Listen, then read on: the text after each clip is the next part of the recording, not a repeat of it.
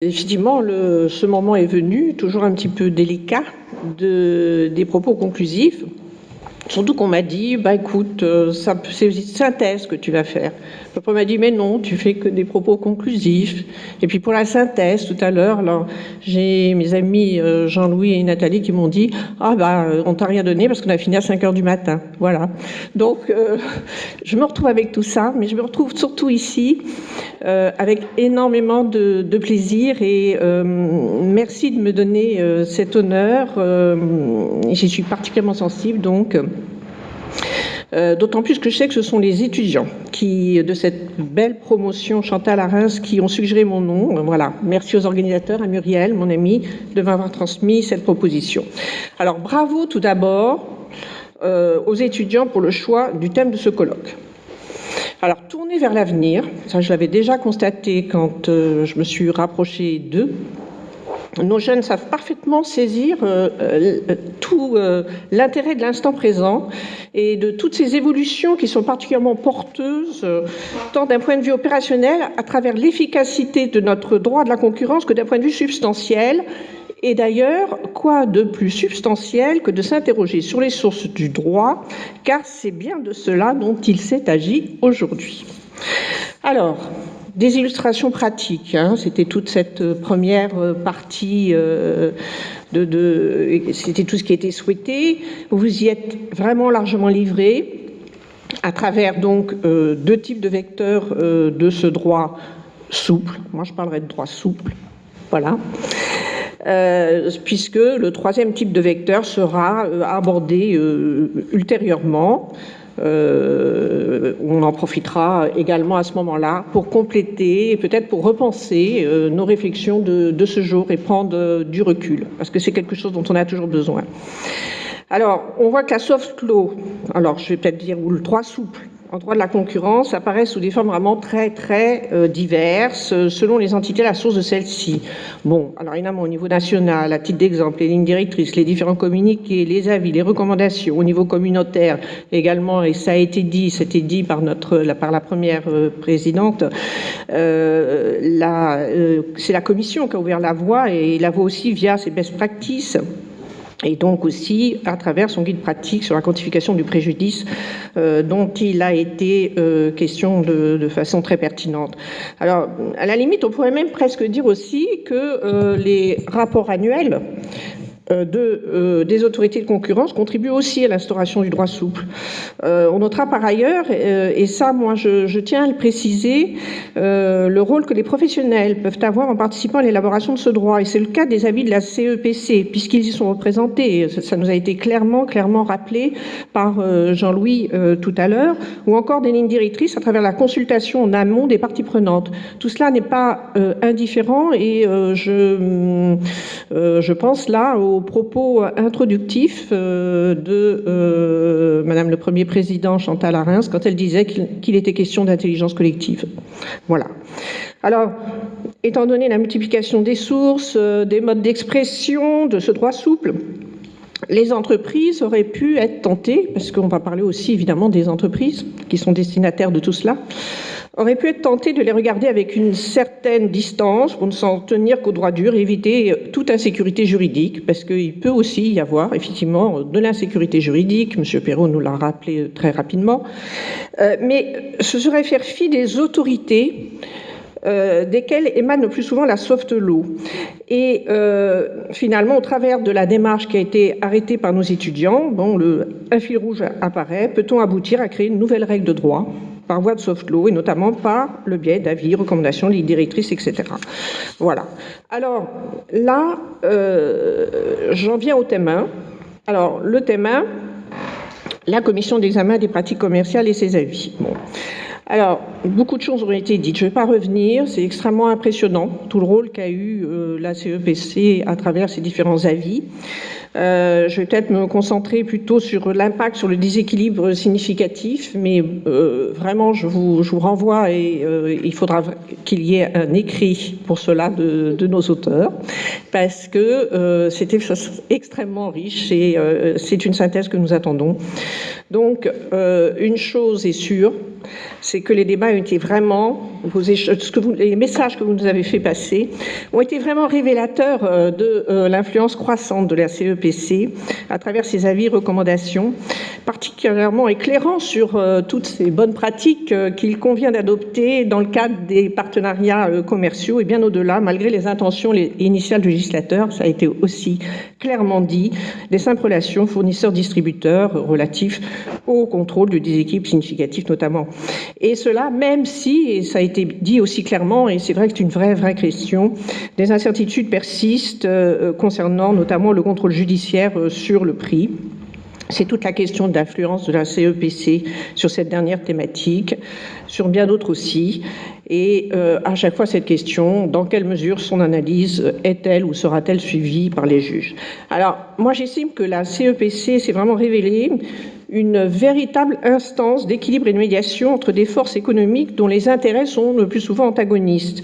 Alors, en fait, ces avis, ils représentent un atout indéniable pour permettre aux opérateurs économiques d'apprécier l'équilibre de leurs contrats ou bien de déterminer dans quelle mesure et sous quelles conditions ils pourront faire évoluer leurs relations commerciales.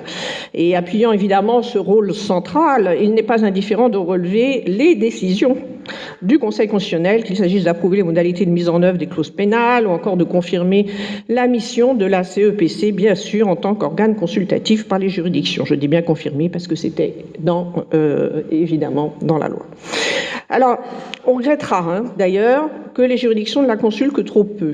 Ça, c'est un souci, il faut travailler là-dessus, à mon avis. Mais quand on voit tout ça, pourtant, depuis la loi LME, en tout cas, on va se placer à cet endroit, le rôle de la CEPC n'a pas changé dans sa nature.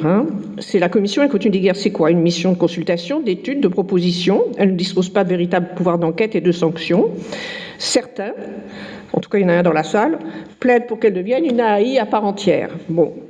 Alors, on pourrait certes l'envisager, mais c'est une question qu'on se pose, nous, les entreprises. Je ne sais pas, le débat est ouvert. Si elle devenait une AI, est-ce que ce droit souple subsisterait-il de la même façon? Par exemple, quid de son rôle de médiation entre les partenaires commerciaux, qui est quand même essentiel? Les entreprises seraient-elles bénéficiaires d'une telle évolution in fine? Enfin, c'est des questions vraiment qu'il faut se poser, la question reste ouverte. En tout cas, en tout état de cause, ce ne serait pas choquant, effectivement, que la CEPC développe des codes de bonne conduite adaptés aux spécificités sectorielles. Elle a déjà validé un certain nombre de choses, mais je pense que là, elle peut aller plus avant dans un certain nombre de choses qu'elle fait. Elle en a incontestablement la dimension, elle a tout d'une grande. Alors, en second lieu, sur le guide pratique relatif à la quantification du préjudice en cas de pratique anticoncurrentielle. Excusez-moi.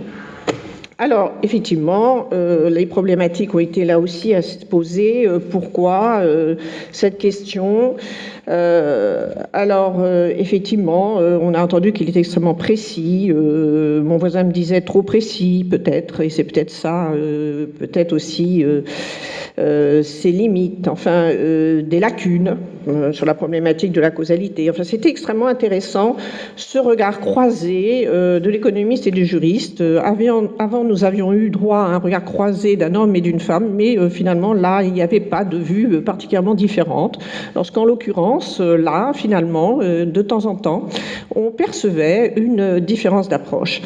Alors, ce guide pratique, on va le rappeler, puisqu'on parle de droit souple, de source du droit, va chercher sa force dans le document qu'il soutient, à savoir la communication de la Commission européenne, qui, elle, peut absolument être analysée comme du droit mou. Pour autant, ce guide ne procède pas de façon évidente, à mon avis, de la même nature et revêt davantage, semble-t-il, ce qui résulte de l'ensemble des échanges, des débats, de ce que j'entends, des analyses que nous avons, nous aussi en interne, au sein de la Chambre de commerce et d'industrie Paris-Île-de-France, avec nos chefs d'entreprise, la caractéristique plutôt d'un simple outil, si affiné soit-il. Alors, ceci précisé, on bute sur 2 écueils. Le premier tient au fait qu'on a temporellement peu de recul et d'exemples. Toutefois, on peut se féliciter de l'usage par la Cour d'appel de Paris, dans l'affaire SNCF Expedia, évidemment, du guide pratique en recourant à la méthode contrefactuelle.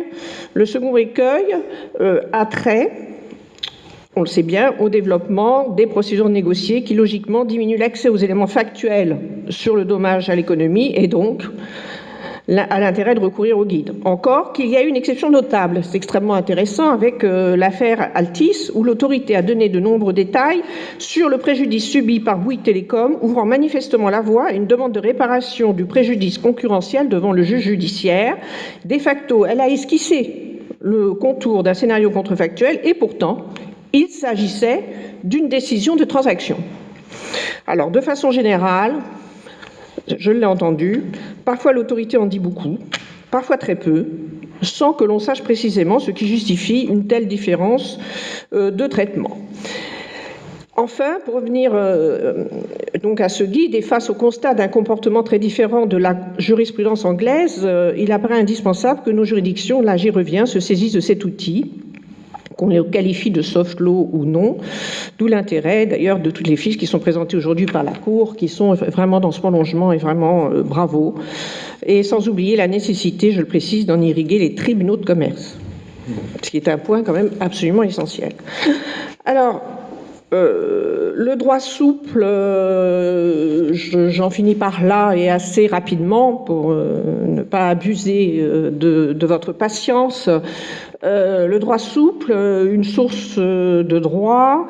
Alors, on n'a pas abordé aujourd'hui tous les outils qu'on devait aborder, qu'on aurait abordé avec le thème 3. Il n'empêche, on a des éléments d'ores et déjà pour dire que, et ça c'est une certitude, aucun des outils n'ont force contraignante et pourtant ils sont parvenus à modifier les comportements, à influer le droit, indépendamment, puisque par définition, d'entraîner des réformes législatives nationales et européennes. Alors parfois c'est vrai, on a souligné le fait que parfois ils ont conditionné, c'est-à-dire que, parce que il est exact qu'on peut penser utiliser le droit souple comme, comme une expérimentation de ce qu'on appelle après la hard law, c'est-à-dire des textes, de la loi, etc. Ça c'est une vision qu'on peut avoir. Et c'est vrai que ça a une utilité.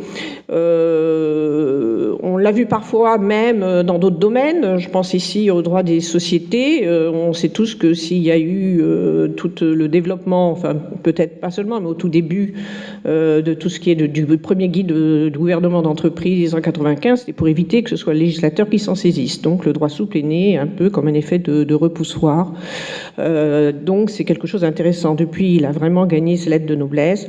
Et de façon générale, moi je pense très sincèrement, au vu de l'analyse que je peux faire grâce à la chance que j'ai, mon positionnement à la Chambre de commerce inscrit où je chapeaute sans être loin de là expert dans toutes les matières, mais je vois beaucoup avec mes experts des différentes facettes du droit public et du droit privé et cette formidable évolution qui est en train de se faire à travers cette soft law, ce droit souple qui peut s'expliquer de tas de manières, mais on pourrait faire un colloque à lui tout seul pour l'expliquer, voilà, la raison d'être de cette évolution et cette comparaison qu'on peut faire, ce rapprochement entre, je dirais, le droit souple public et le droit souple des acteurs en droit privé, plutôt des acteurs privés. C'est un peu différent, mais c'est extrêmement intéressant.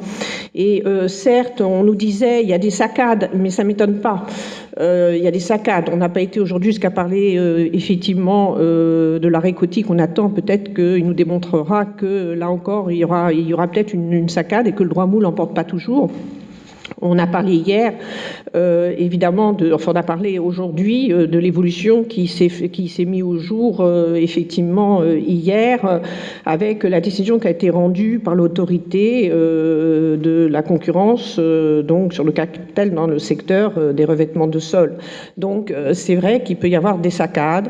Moi, ça ne me choque pas. Il est évident que si c'était perpétuel, ça serait un problème, parce que c'est pas possible, parce que du point de vue des entreprises, il est très clair que ce qui compte, ça va être après, ça va influer sur les comportements. Et d'ailleurs, c'est ce critère de l'influence sur les comportements qui a fait qu'il y a, je vais y revenir, de façon générale, qu'on a ouvert la possibilité d'un recours pour excès de pouvoir. Donc ça veut dire qu'on lui reconnaît, s'il est saccadé, on ne pourra pas aboutir, avoir la réalité de cette reconnaissance que nous avons. Donc, je dois dire aussi, et c'est logique, ça n'est pas simple d'un point de vue conceptuel, évidemment, par curiosité, c'est aussi parce que c'est une matière que je suis de façon transversale depuis pas mal d'années. Quand la doctrine évoque le droit souple, le plus souvent, c'est péjorativement. On l'associe à la dilution des normes. C'est vrai. De toute façon, une pluralité des normes. Mais il faut se demander pourquoi il y a une pluralité des normes. Pourquoi toutes les normes n'émanent pas aujourd'hui de l'État? Pourquoi, par exemple? Il y a des raisons à tout cela. Voilà, on l'associe à la dilution, au désordre normatif. Et pourtant, cette vision négative n'est pas la bonne, je le pense franchement, et je pense d'autant plus que c'est ce que soulignait le vice-président du Conseil d'État, Jean-Marc Sauvé, lors de la parution du rapport annuel de 2013 du Conseil d'État, bien sûr, consacré au droit souple. Je le cite, « Le droit souple n'est pas la marque de la déliquescence de notre ordre juridique. C'est plus simplement le signe de son adaptabilité. » Formidable prise de conscience. On n'en attendait pas moins du Conseil d'État, et même si le droit souple a probablement connu son illustration la plus notable, c'est ce que je disais en droit privé avec les codes de gouvernance d'entreprise, et j'évoquais le premier, ce fameux rapport Viennot de 1995, c'est, je pense vraiment, au niveau des autorités de régulation que les manifestations ont été les plus profondes, et c'est encore le Conseil d'État qui vient le premier consacrer la recevabilité de recours exercés à l'encontre d'actes dits de droit souple, pris en l'occurrence par des autorités administratives, avec un aboutissement dans ces deux arrêts du 21 mars 2016, concernant respectivement l'autorité des marchés financiers et l'autorité de la concurrence, c'est l'affaire Numéricable, ou plus récemment encore, du 13 juillet 2016, avec société GDF Suez. Ainsi, les avis, je cite encore, recommandations, mise en garde et prise de position peuvent faire l'objet d'un recours pour excès de pouvoir lorsqu'ils sont de nature à produire des effets notables, notamment de nature économique, ou ont pour objet d'influer de manière significative sur les comportements des personnes auxquelles ils s'adressent.